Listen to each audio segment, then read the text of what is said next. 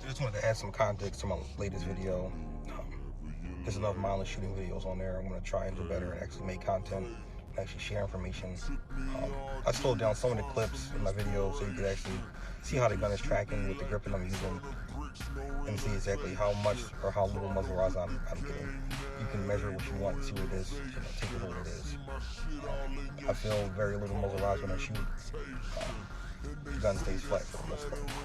Shooting.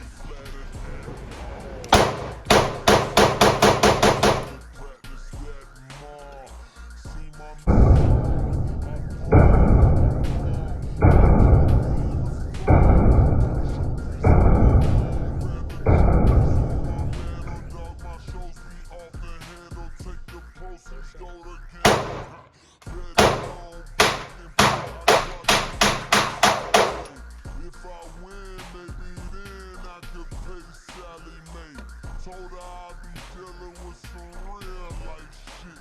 She be asking when, bitch, when I feel like it. Whole world, whole life, very happy. I got what you need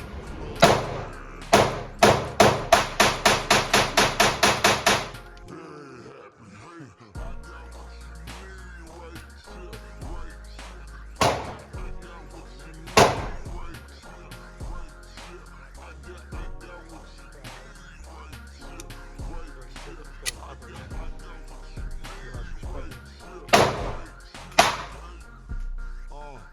Turn up the 808s for me. When I was starving, for me. Now I do it big and that's my day-to-day stuff. The gun's not liking this mag too well.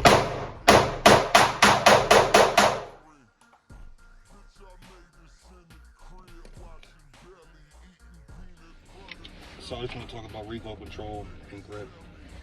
Video is not really important. I can't really get on my training or training I do on camera. It's pretty hard to do. Work 2 full-time jobs pretty much. So try to do what I can. Try to upload when I can.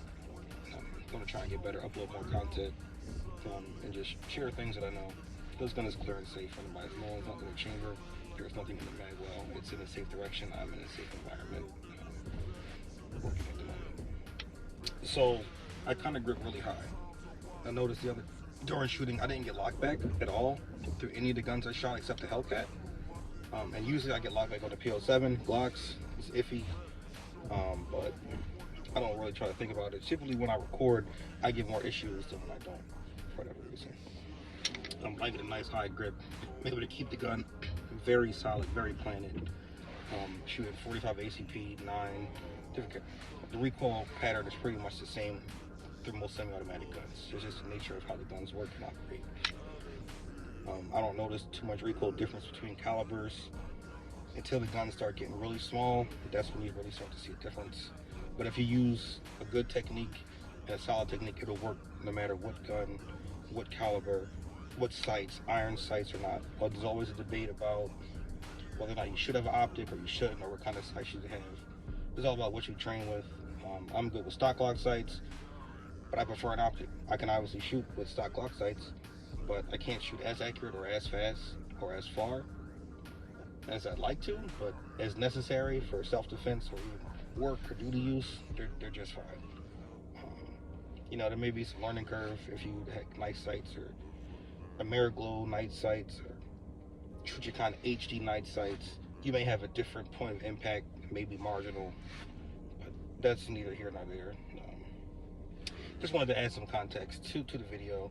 I'm just doing some shooting, nothing serious, just having fun. Really was going out just to test the Glock. Haven't shot it in a while. Just wanted to make sure that I could still perform with the stock Glock sights.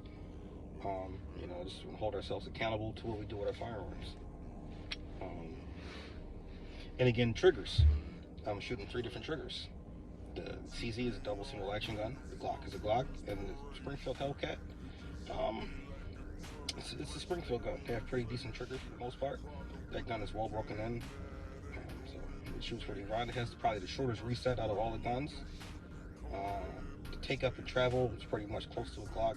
The Cz has the most take up and the longest reset out of all the guns, but I shoot that the fastest. used to double action guns. I don't know if it's just the metal trigger, the grip, but something about the gun, it just interfaces very well with the shooter. And that's another thing I want to talk about. You know, you can't buy skills. See a lot of people, first time gun owners, buying staccatos, buying, you know, very fancy guns. It doesn't necessarily translate to skill, the fundamentals. The gun that you train with the most, you're going to outshoot the most expensive shortest reset trigger gun that you could buy. It's just the nature of the beast.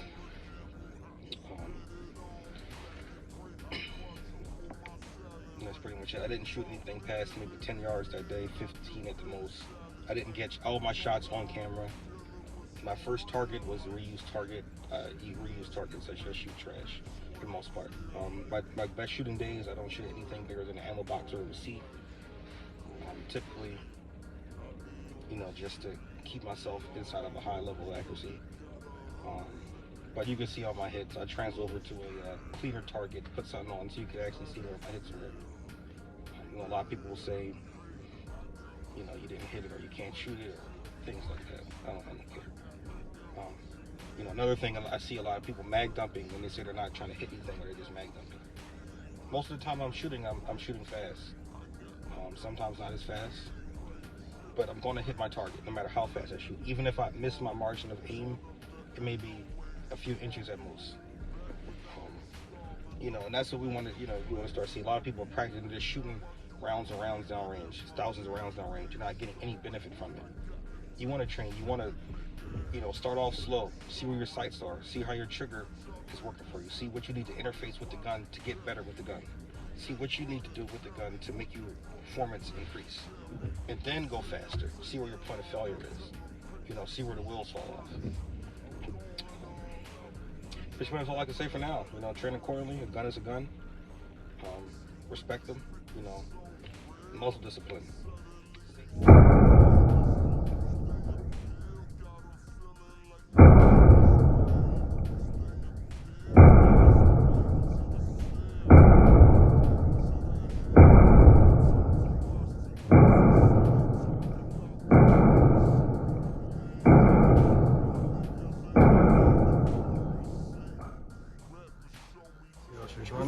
Push your like button.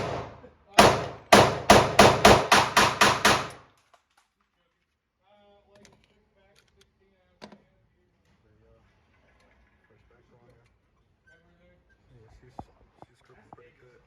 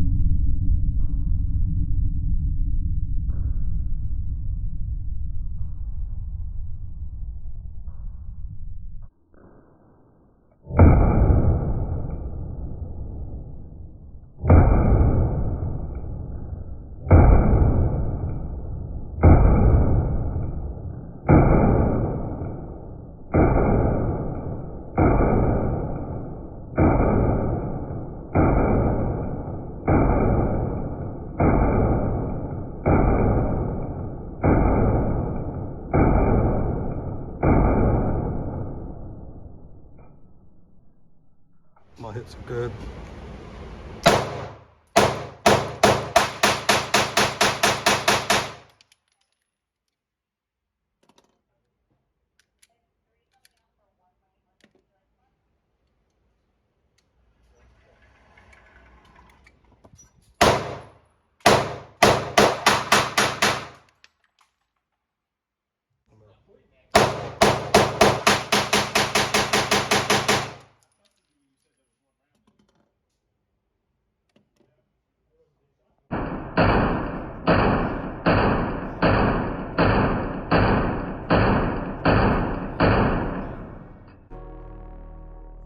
So we can do whatever you like. Hey, hey, it took me all day to find some